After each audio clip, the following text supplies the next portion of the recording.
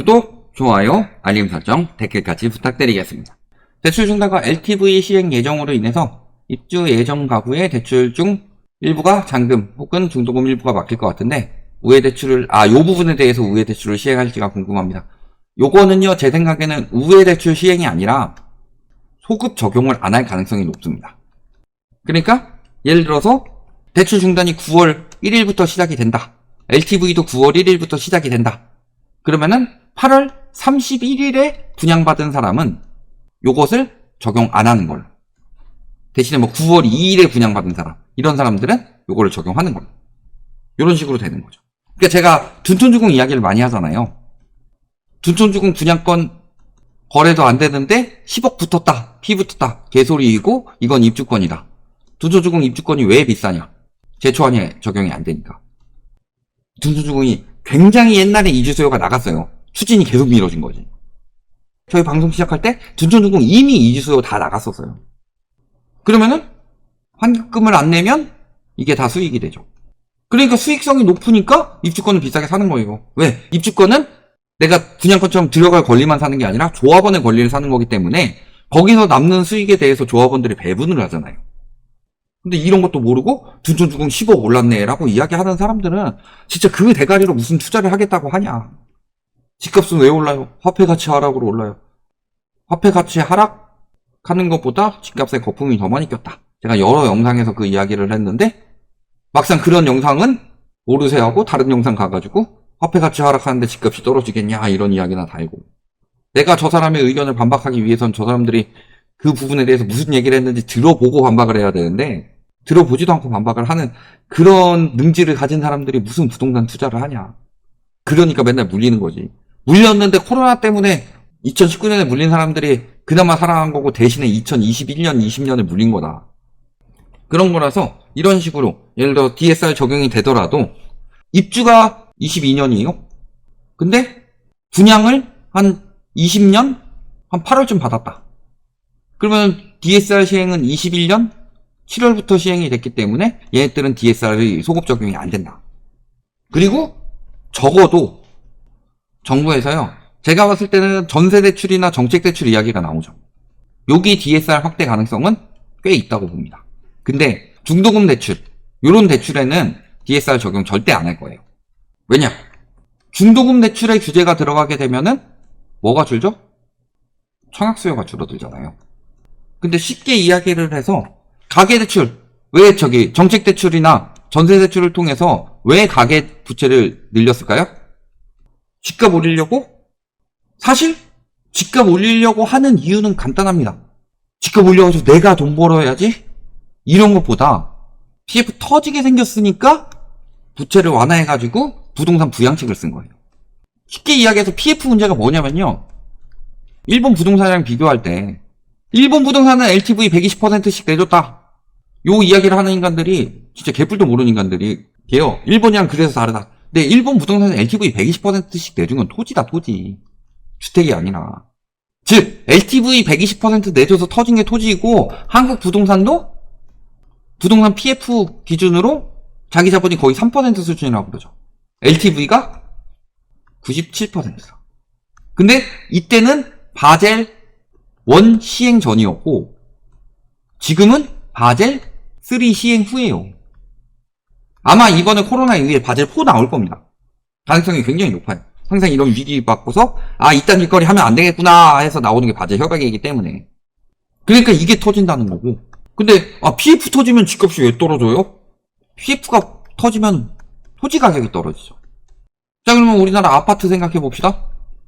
아파트 집값 왜 올라요? 지금이야 유동성 장난질 해가지고 전세 가격 거품 만들고 대출 거품 만들어가지고 쭉쭉 올리는 거지만, 실질적으로 아파트 자체가 집값이 올라갈 이유가 있어요? 건물 가격이 올라가나요? 낚는데? 이렇게 낡아가지고 가치가 떨어지죠? 아예 피규어처럼 예쁘게 보관하는 게 아니라 건물은 내가 쓰지 않으면 세입자가 쓰는데 차도 중고차 되면 가격 떨어지잖아요. 그러니까 감가상각 되는 거죠. 감가상각 되는데 뭐가 가격이 올라가는 거예요? 토지 가격이 올라가는 거다. 근데 이 토지 거품이 PF로 대출을 마구 내주다 보니까 많이 올라갔죠. PF 터지면 토지값이 떨어지는데. 그래서 PF 터지면 항상 무너졌었고, 여기에 PF 터지면 또 한 가지 문제가 생기는 게 뭐예요? 금융권에 피해를 준다. 그래서 과거에 PF 터졌을 때가 2008년 글로벌 금융위기 때 PF 문제 터지면서 이거를 살리려고 MB정부에서 2009년에 부양을 했었죠. 근데 이게 부양하고 부양 효과가 끝나자마자 2010년에 문제가 되더니 이게 뭘로 번졌어요? 2011년에 2월에 저축은행 사태로. 저축은행 사태가 터지면서 건설사만 피해보는 게 아니라 예금자들도 피해를 보네. 근데 그때보다 지금이 더 위험한 게 뭐예요? 지금 어때요? 그냥 끽끽해가지고 바로바로 인출할 수 있어요. 그래서 뱅크런 위험이 굉장히 높아졌다. 그런 거라서 굉장히 위험해지는 거고, 그래서 중도금이나 이런 부분에 대해서 막지는 않을 거다. PF가 문제가 되기 때문에. 여기까지 보시면 되고요. 그래서 우회 대출을 시행한다기보다는 소급 적용을 안 한다. 그리고 중도금 대출 규제는 안 들어간다. 거의 안 들어간다고 보시면 된다. 어차피 중도금은 다시 돌려받는 일시적인 대출이잖아요. 계약금 내고 중도금 대출 받은 다음에 잔금 대출 받아서 중도금 대출을 갚잖아요. 그래서 굉장히 일시적인 대출이기 때문에 얘까지 규제에 들어가지 않을 거고, 거기에 지금 그래서 허그 보증까지도 계속 해주는 거예요. 중도금 대출에 대해. 중도금을 많이 내줘야 선당 수금해가지고 나중에 잔금 내더라도 일단은 분양을 받고 보는 사람들이 생기니까. 그 부분에 대해서 이야기를 한 거고요. 여기에 이제 외인 자본 이탈이 일어나고 있는데, 원화가 일시적으로 절상되면서 고속도로 깔아주는 게 아닐까.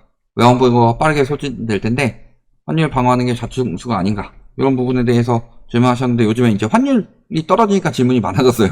그런데 예를 들어 환율이 올라갈 때 외국인 자본들이 들어올까요? 환율이 떨어질 때 들어올까요? 그래서 제가 영세주의적으로 보는 게 아니라 항상 말씀드리는 게, 지금부터 준비는 계속 해놔야 된다. 제가 항상 말씀드리는 게 그거예요.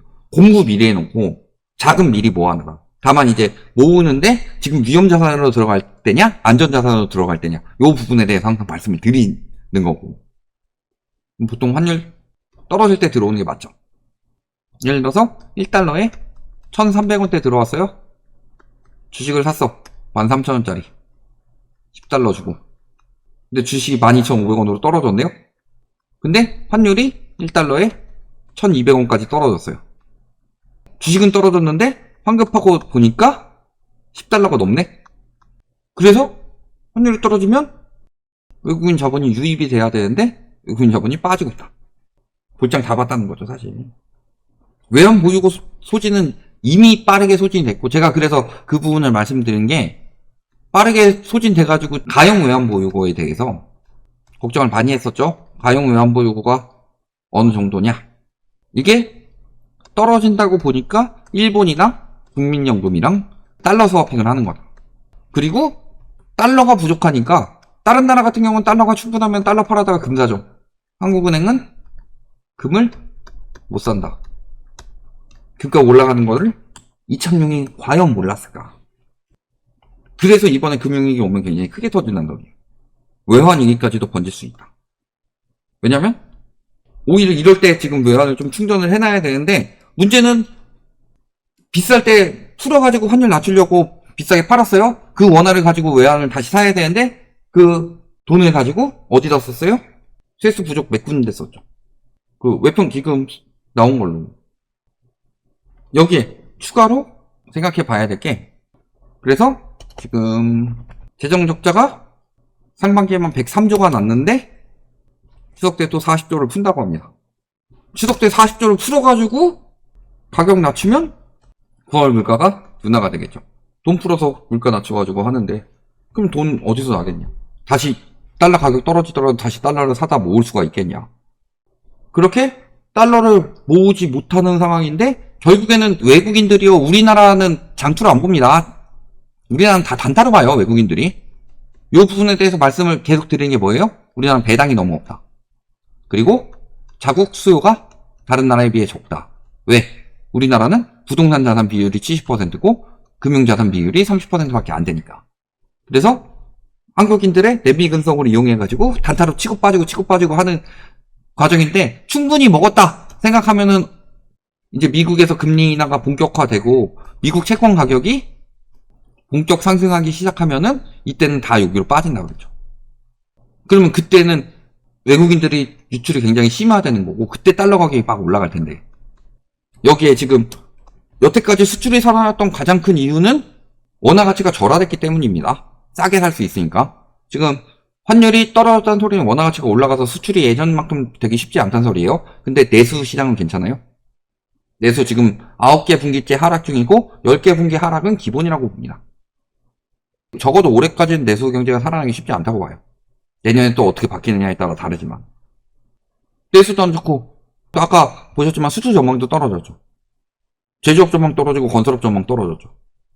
이게 다 금융위기 때 나왔던 징조들인데 언제 터지냐. 라이트하우스는 금융위기를 맨날 기도하고 있다. 갯벌에서 물이 조금씩 밀려 들어오면은 아 밀물 때가 왔구나.